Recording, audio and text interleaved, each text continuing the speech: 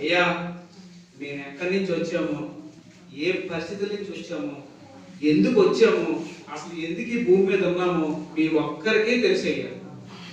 ఏం మాట్లాడాలో, ఏం చెప్పాలో ఈ పరిశుద్ధాత్మతో నన్ను నింపి మీరే సహాయం చేయమని యేసుక్రీస్తు ప్రభు వారి నామంలో అడుగుతున్నాం తండ్రి. ఆమేన్.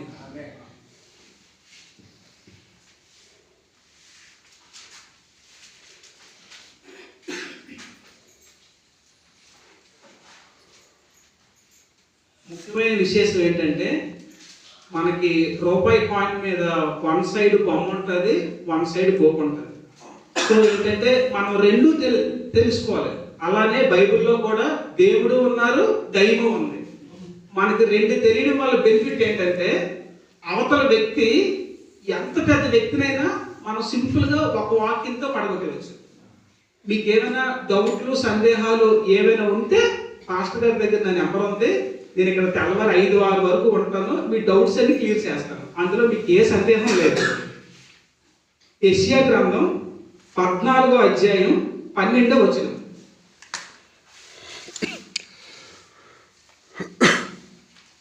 కొంచెం ఎవరైనా బైబిల్ చదివితే ఈజీగా ఉంటుంది.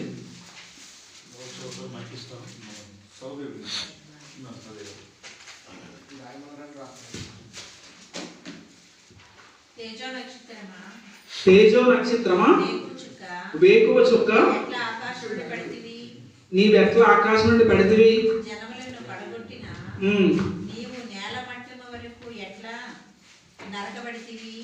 అక్కడతో ఆపమ్మా. తేజో నక్షత్రమా, వేకువ చుక్క అంటే ఇది చాలా పెద్ద పోస్ట్ అండి. తేజో నక్షత్రమా, వేకువ చుక్క అంటే నీవెట్ట ఆకాశం నుండి పడితివి, జనులు పడగొట్టి నీవు నేల మట్టి వరకు ఎట్లు నరకబడితివి. 13వ వచనం చదవమ్మా. నేను ఆకాశం నుండి ఎక్కిపోయేదను, దేవుని నక్షత్రములకు పైగా నా సింహాసనమును హెచ్చించును, ఉత్తర దిక్కున నా సభాపర్వతం మీద కూర్చుందును, మేఘ మండపం మీదకి ఎక్కుదును, మహోన్నతితో నన్ను నేను సమానముగా చేసుకుందునని నీవు మనసులో అనుకుంటేవి కదా. నీవు పాతాళములకు నరలోకంలో ఒక మూలకు త్రోయబడితివే. నేను చూచువారు నిన్ను నిదానించి చూచు ఇట్లు తలపోయుదురు.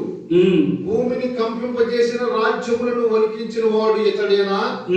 లోకమును అడవిగా చేసి దాని పట్టణములను పాడు చేసిన వాడు ఇతడేనా? తాను చెరపెట్టుకుని వారిని తమ నివాస స్థలములకు పోనీయని వాడు ఇతడేనా? జనములకు రాజులందరూ ఘనత వహించిన వారే తమ తమ నగరుల యందు నిద్రించుచున్నారు. నీవు సమాధి పొందక పారవేయబడిన పప్పువలే ఉన్నావు. రక్తము చేత పొడవబడి చచ్చిన వారి వశములతో కప్పబడి శవములతో కప్పబడిన వాడు అయితేవేమి. చాలండి. ఇప్పుడు నేను 13వ వచనం చదువుతున్నాను. నేను ఆకాశములకు ఎక్కిపోదును, దేవుని నక్షత్రములకు పైగా నా సింహాసనం హెచ్చించెదను, ఉత్తర దిక్కునున్న సభాపర్వతం మీద కూర్చుందును. అంటే ఇక్కడ అడ్రస్ ఏంటంటే సాక్షాత్తు దేవుడు ఎక్కడ ఉన్నాడో ఇక్కడ అడ్రస్ చెప్తున్నారు మనకి. చాలా మంది అంటారు, దేవుడా ఎక్కడున్నావయ్యా, ఎన్ని మెట్లు ఎక్కినా కానాలేదే. సో మనకి బైబిల్ స్పష్టంగా చెప్తుంది అనమాట దేవుడి అడ్రస్. ఉత్తర దిక్కునున్న సభాపర్వతం మీద కూర్చుందును, మేఘమండలం మీద నేను ఎక్కేదను, మహోన్నతిని సమానులుగా చేసుకుందునని, మహోన్నతులతో నన్ను సమానులుగా చేసుకుందునని మనసులో అనుకుంటుంది కదా. అంటే లూసిఫర్, అదే సాతాను నేను దేవుడికి మించిపోయి సింహాసనం మీద కూర్చోవాలి, నక్షత్రాల పైన ఉండాలి అని అనుకున్నాడు. అలా అనుకున్నాడు కాబట్టి ఈరోజు ఏ పరిస్థితిలో ఉన్నాడో మీ అందరికీ బాగా తెలుసు. యెహెజ్కేలు 28వ అధ్యాయం 14వ వచనం.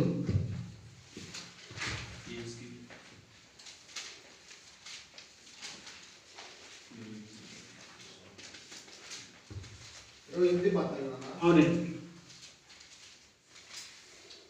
అభిషేకము యెహెజ్కేలు 28:13 వచ్చాయి. 13 అమ్మమ్మ యెహెజ్కేలు 13 దేవుని తోటయగు ఏదేనిలో నీవు ఉంటివి.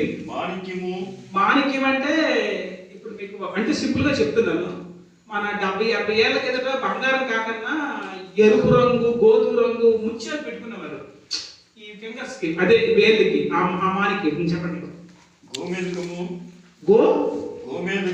గోమేదకం అంటే ఇప్పుడు మనం గోల్డ్ షాప్కి వెళ్ళేటప్పుడు ఆ గ్రహణం ఈ గ్రహణం అని కొన్ని చెప్తారు అనమాట. అది ఒక సింబల్. ఇంకా చెప్పండి. సూర్యకాంతిమని అంటే లూసిఫర్ దయ్యం ఎంత కాంతి అంటే అంత కాంతి అనమాట. చెప్పండి. రక్తవర్ణపు రాయి, నులిమాని రాయి, మరకతము నీలము, పద్మరాగము మాణిక్యము, అమూల్యమైన రత్నములతోను బంగారముతోను నీవు అలంకరింపబడి ఉన్నావు. నీవు నియమింపబడిన దినమున పిల్లల గ్రోవులు వాయించేవారును నీకు సిద్ధము చేసిరి. సిద్ధమై అభిషేకం నందున కెరూబులవై ఒక ఆశ్రయముగా నీవుంటివి. అందుకే నేను నిన్ను నియమించితిని. దేవునికి ప్రతిష్ఠింపబడిన పర్వతం మీద నీవుంటివి. కాలుచున్న రాళ్ళ మధ్యలో నీవు సంచరించుచుంటివి. నీవు నియమింపబడిన దినము మొదలుకొని పాపము నీ యొద్ద కనబడే వరకు ప్రవర్తన విషయములో నీవు యథార్థవంతుడిగా ఉంటివి. అయితే నీకు కలిగిన విస్తారమైన వర్ణకము చేత లోపల నీవు అన్యాయం పెంచుకొని పాపము చేయొచ్చు సచ్చితులు కనుక దేవుని పర్వతము మీద నీవు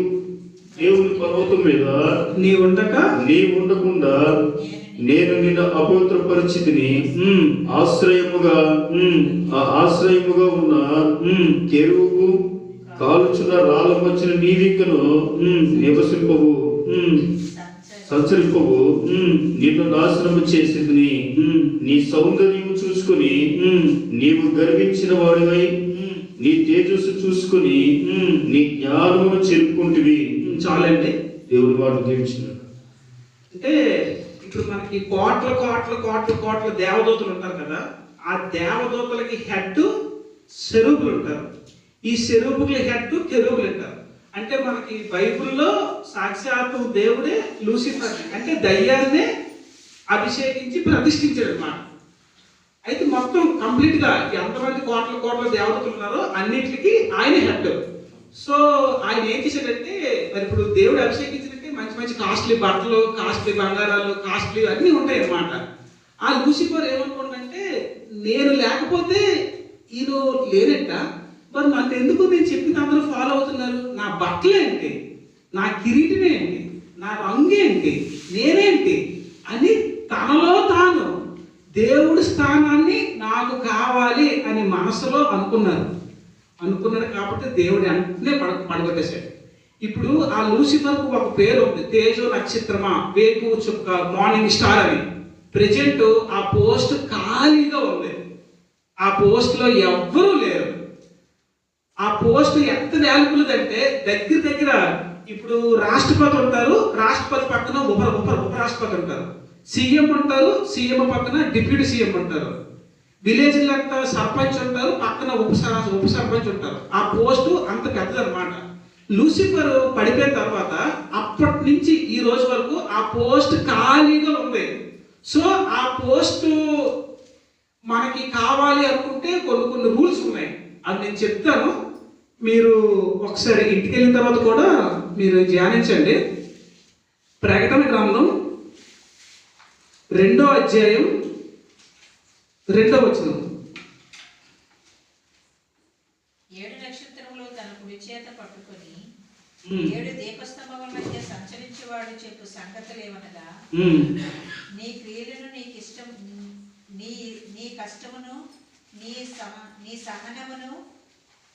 నీ సహనమును నేను ఎరుగుదును. నీవు దుష్టులను సహింపలేవనియు, అపోస్తులు కాకియే తాము అపోస్తులమని చెప్పుకున్న వారిని పరీక్షించి వారి అబద్ధకులని నీవు కనుగొట్టివనియు, నీవు సహనము కలిగి నా నామమును నిమిత్తము భారము భరించి.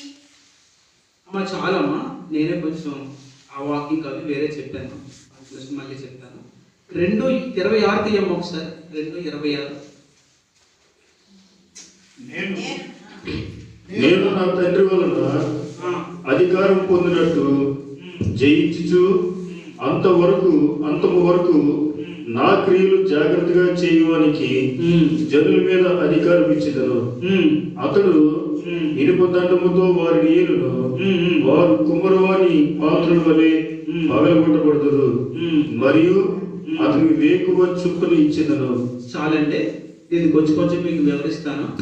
నేను నా తండ్రి వలన అధికారము పొందినట్టు జయించుచు అంతము వరకు నా క్రియలు, అంటే మనకి ప్రభువారు ఏవేవైతే చెప్పారో అంతము వరకు, అంటే మరొక నిమిషంలో మరణిస్తున్న మనగా ఆయన చెప్పిన విధంగా మనం చేయాలి. జాగ్రత్తగా చేయవానికి అంటే ఇప్పుడు మనం డబ్బులు లెక్కినప్పుడు చూడండి, జాగ్రత్తగా నోటుకు నోటు అది ఒకటే కాదు రెండు వచ్చిందా ఎలా అయితే లెక్కెడతామో, అలాగే మనం యేసు ప్రభు వారు ఏ క్రియలు అయితే చెప్పారో మనం అది జాగ్రత్తగా చేయవానికి. అక్కడ పుట్టినోట్లోన లేక గైకొన వారికి అని ఉంటుంది. గైకొన వారికి అంటే మీకు తెలిసేది, ఇంకా వివరించడం లేదు. జనుల మీద అధికారం ఇచ్చేదను. జనుల మీద అధికారం ఇచ్చేదను అంటే పునరుద్ధానం అయిన తర్వాత, ఇప్పుడు సపోజ్ అంటే జస్ట్ అర్థం అవ్వాలని చెప్తుందంటే, ఇప్పుడు ఈ పాస్టర్ గారు ఉన్నారు కదా, పునరుద్ధానం అయిన తర్వాత ఈ పాస్టర్ గారికి శ్రీకాకుళం జిల్లా ఇస్తారన్నమాట. ఇంకా శ్రీకాకుళం జిల్లా మొత్తం ఆయన ఏం చెప్తే అదే. అతడు ఇనప దండముతోని వారిని ఏలును. ఇనుప దండంతో ఏలునంటే ఇప్పుడు స్కూల్లో ఒక 100 మంది పిల్లలు క్లాస్లో కూర్చుంటారు, టీచర్ గారి చేతిలో బెత్తం ఉంటుంది. ఆయన ఇష్టం ఏ పిల్లలైనా కొట్టి చెప్పి ఉంచుతారన్నమాట. ఆ పవర్స్ పాస్టర్ గారికి ఇస్తారు.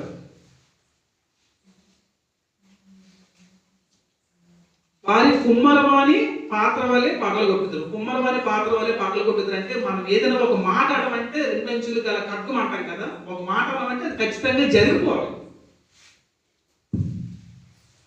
మరియు అతనికి వేకువ చొక్క ఇచ్చారు. వేకువ చొక్క అంటే ఇప్పుడు నేను చెప్పాను కదా, దేవుడు పక్కన లూసిఫర్ ఫస్ట్ ఎలాగైతే అందంగా స్వరూపంగా, అంటే యాక్చువల్గా మనకి కాలుకు పట్టీలు, ఈ అలంకరణ, ఈ బొట్టు, కాటిక, ఇవన్నీ అక్కడి నుంచి వచ్చేవి.